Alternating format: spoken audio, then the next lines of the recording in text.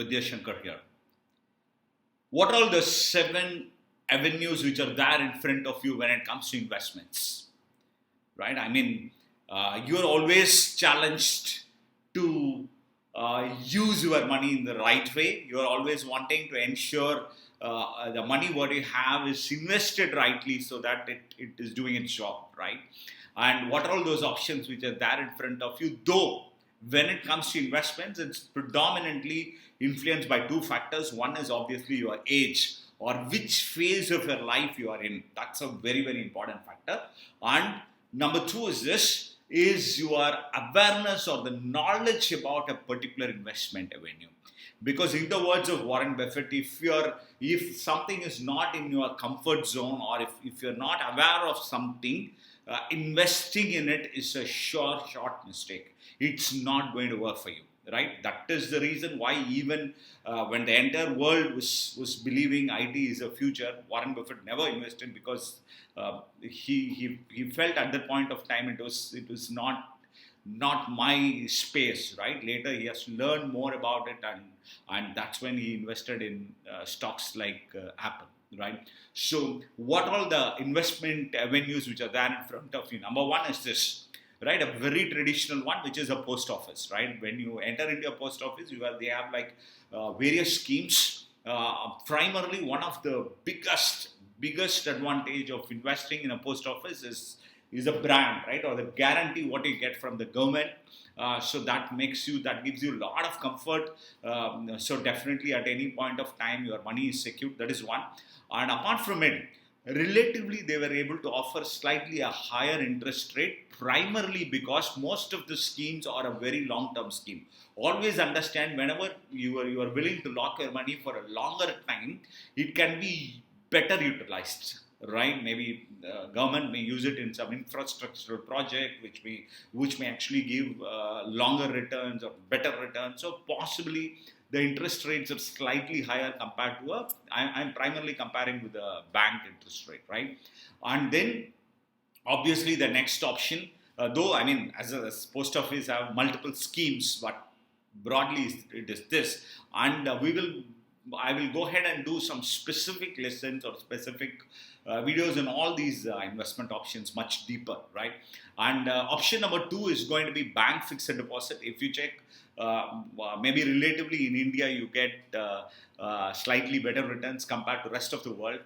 So right now, when I'm recording this, it's about like 5%, 5.5% is where this interest rates are. But if you check overseas, it's much lesser, 1%, 2%, or some countries even experience negative interest rate. And at least banking or I mean putting it in a fixed deposit will make sense, because if you don't do it and keep it in your savings bank account, your money depreciates, right? There is a time value of money which eats away the value of the money.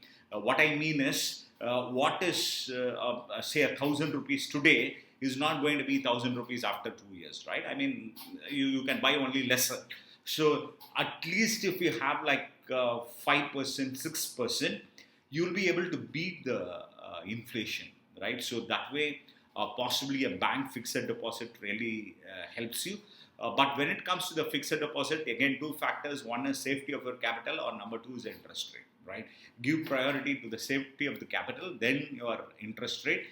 That is actually the second option. Number three is what we assume as an investment is the insurance. I'm making it very, very clear. Insurance is not an investment. If you have been sold in the past by your insurance agent or the insurance company that it is an investment, I mean, you need to understand you purchased the wrong product, right? Because if you go ahead check, insurance is only for protection. The moment you start getting back money from the insurance company, which means it is not doing its job, which means your returns are going to be much lower. And number two, you are also not getting the enough protection. What insurance must have to do, with the lowest premium possible, it should give the maximum cover, right? That too, a pandemic has made us realize how important insurance is. There are multiple kinds of insurance which are something very, very important. Obviously, medical insurance, and then your term insurance, which is something once you are not alive, it goes towards your family.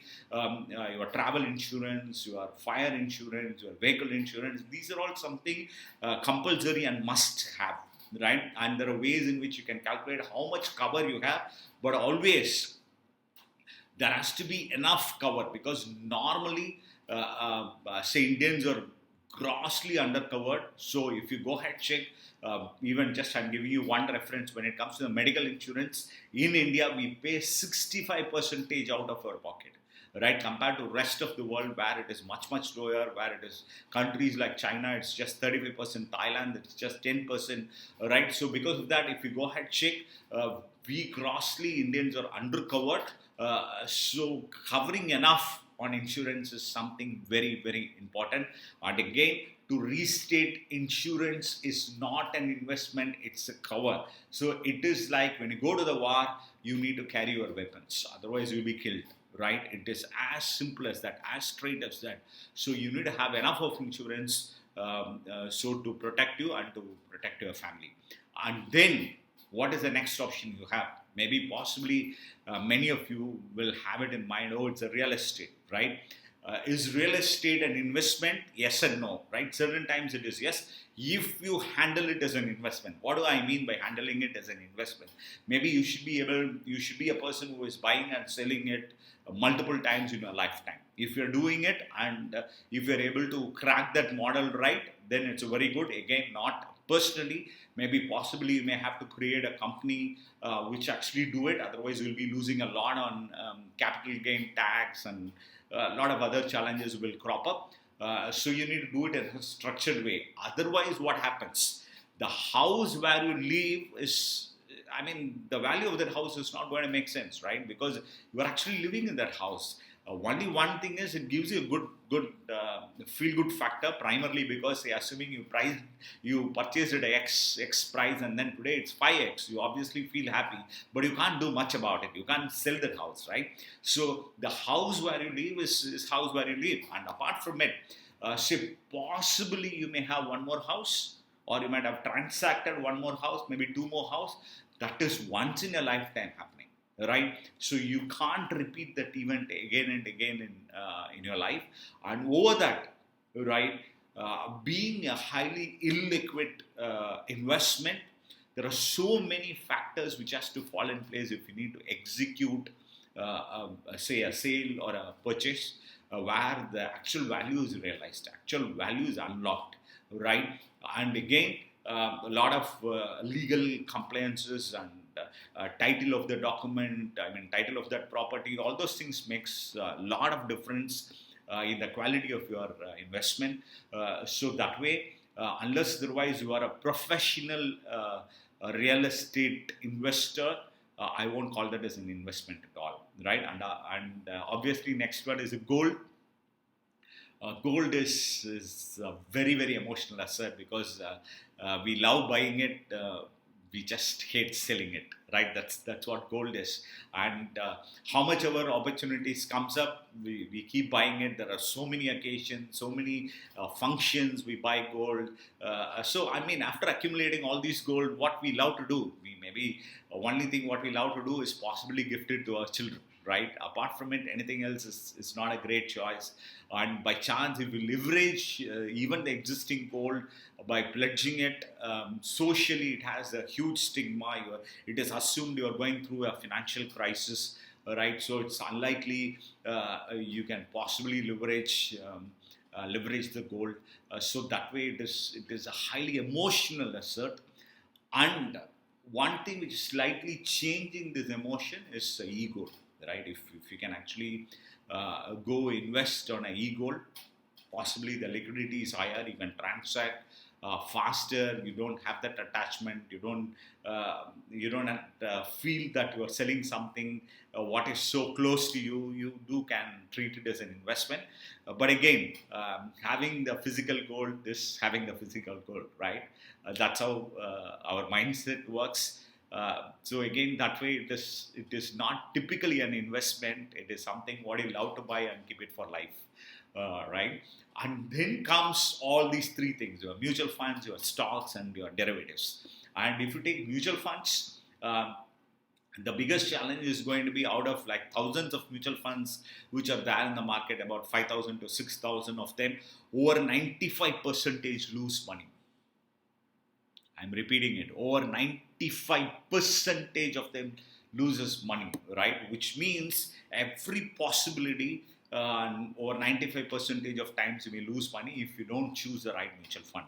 So as part of Wealth with the Academy, definitely there are certain specific steps we go through to understand what are all the right mutual funds, what are all the best mutual funds which are available, because many people were being made to think once if you sign up for a SIP, systematic investment plan, you are doing the right thing. Unfortunately, it is not. Systematic investment plan only takes the money out systematically, but it is not necessary. It has to go into the right mutual fund, right? So there is a possibility still you may lose money, right? And next one, obviously, stocks. Stocks is in a long term, definitely yes. I completely believe in fundamentals. The risk whatever involved is greatly remote, provided if you choose the right stock. If your stock is not right, then losing money is obvious, and most of the people lose money because it's not that they are not intelligent, it's not that they can't understand the market, it is primarily because they don't know how to control their emotion. They get carried away by the movements of the market, by the price of the market, right? I mean, they keep watching the price, they keep feeling excited, they keep feeling low. So that's what controls their action. Whenever you take a lot of action in a market, you definitely lose money, right? So the toughest task in investing in stocks is keeping quiet, right? That's going to be the toughest task. If you can master that, and if you can manage your emotions for a long period of time, definitely you can make